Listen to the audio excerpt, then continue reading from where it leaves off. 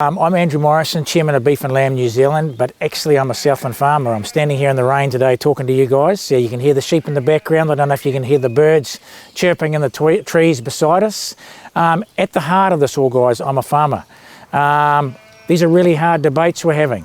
These are challenging, and these are appropriate questions you're asking around leadership.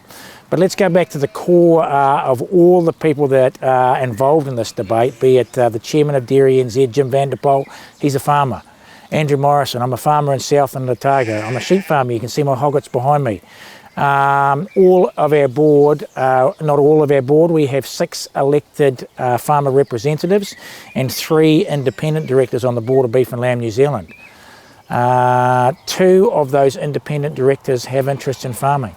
So just want to give you some assurity that all the positions we're taking on this are informed with science, but actually impact your directors and your chairman just as much as any of the people that we're having this discussion around. So, you know, when pain points come in the discussions, it affects us just as much as anyone else in the sector. So I just wanted to introduce myself and talk about that, because it's really important to understand that. This is farmers working to find solutions for farmers. Often you hear the question, is criticism of rural leadership fair? Look, the way I'd respond to that is I think it's appropriate that people question rural leaders and the decisions that they make. So look, yeah, there's nothing wrong with criticising. The question is, are we criticising the leaders or are we criticising the decision? That's the challenge we've got. And look, leaders actually lead organisations, and so the leader himself doesn't make the decision. You've got the organisations, be it the boards and the managements and the workshops, that lead to those decisions.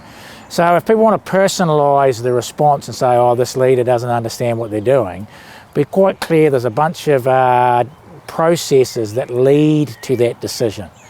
The other thing that's really interesting in this discussion is a bunch of leaders have come together collectively to solve a really difficult problem.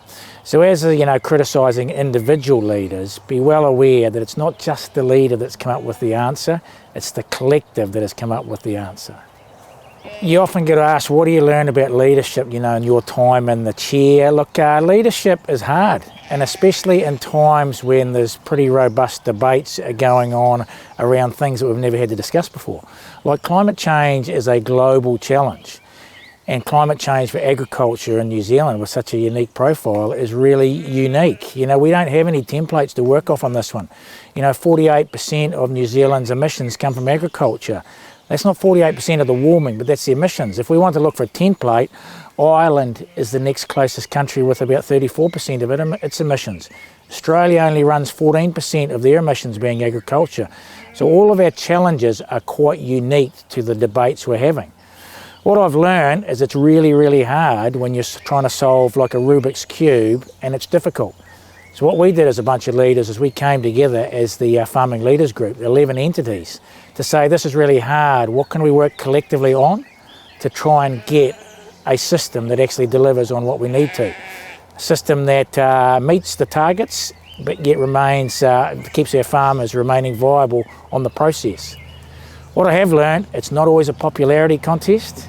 It's if you've got to make some hard calls informed by science, you've just got to make them. As I say, I won't always be popular, or they won't always be popular decisions. But if you know something, you can't unknow it and walk away from a problem.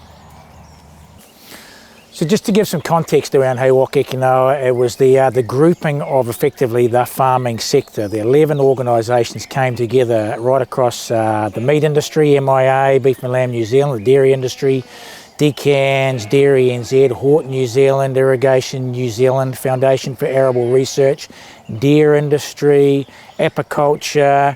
I probably missed some. FOMA is really important, Federation of Maori Authorities and Federated Farmers in New Zealand.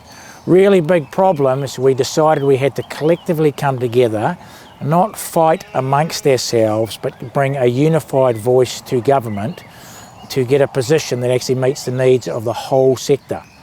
What we've learned from this is it's a really powerful to have the discussions amongst the sector and sort out your problems and then go to government with a united solution. The ability to use this in other other debates would be really, really powerful too. We still have to sort the water quality, nutrient allocation, water security. How are we going to do that?